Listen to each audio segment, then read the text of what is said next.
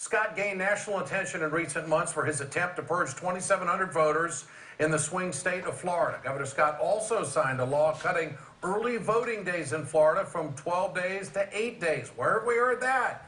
So far, Monroe County is the only county in the state of Florida that has not agreed to Scott's early voting measure. Republican County Election Supervisor Harry Sawyer, well, he's holding out. He's holding the line. He plans to keep the 12 early voting days in Monroe County, saying that there is no reason to crunch these early voting hours. They let people participate. We're supposed to make it easy for voters, not hard. Governor Scott is not impressed with Sawyer's actions. Last week, Scott hinted that he might fire Sawyer.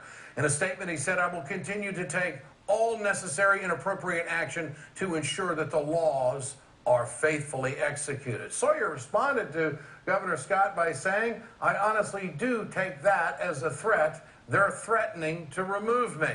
Monroe County, where is it? What is it? It's a swing county in a swing state. It has gone Democratic by a very thin margin in the past 3 presidential elections. And if Governor Rick Scott has his way, he will hand Monroe County to Mitt Romney come November.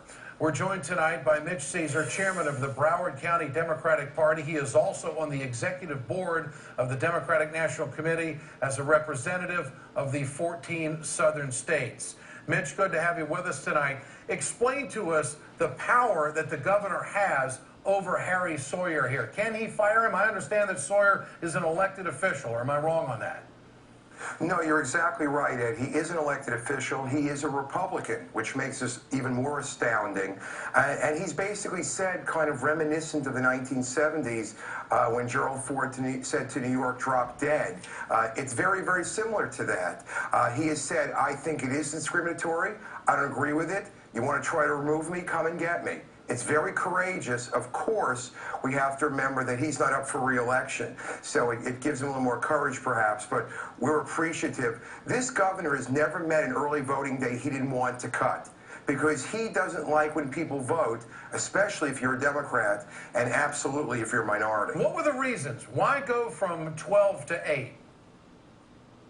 Well, the problem is that the legislature, which is very Republican in Florida, had decided to cut early voting days. Yeah. What's very detrimental to Democrats and to most voters, and certainly minorities, is that he cut the Sunday early voting day from 2 times to 1 time, which, as you know, adversely affects African Americans who go to church and usually march to the polls as a civil rights rite of passage. Sure. So they're doing whatever they can to suppress the vote. All right, now the federal courts are ruling on Scott's measure in 5 counties. What's this going to look like? Can you tell us about the court cases? And there's the map there that shows the counties that we're talking about. And I think we can come to the conclusion that this has got to be heavy Obama territory if he is going to win Florida. Am I correct? Well, it is. It's Hillsborough County, which is Tampa, where the Republican convention is right now. It's the Keys, which is Monroe, and several other counties. These are civil rights counties, as designated based on the Civil Rights Voting Rights Acts of the 60s, wow. In which the Justice Department must approve certain plans, and they basically have been at war with this governor, saying, you're being discriminatory, you can't do these things. So what the governor did was he tried to have his Secretary of State, the head of the Elections Division, go forward and say, hey, I'm going to pressure these 5 counties, and they all caved except the Keys, Monroe County. All right, so what the stance that Sawyer is taking on this, did his statements, are they going to have an impact on the outcome here?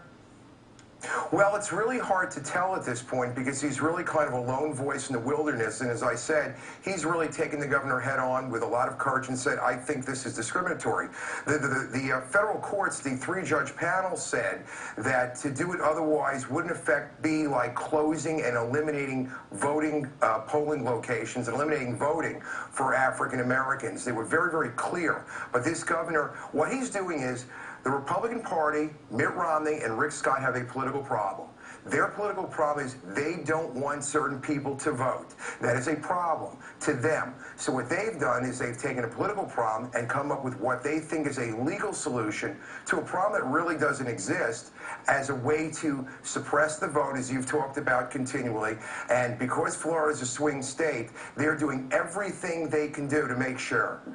Well, the governor of Florida, Pennsylvania, and Ohio, they must have been smoking big cigars when they came up with this plan, because this clearly is what they are trying to do: suppress the vote, steal the election, deprive people of their rights, make it a hell of a lot harder for folks.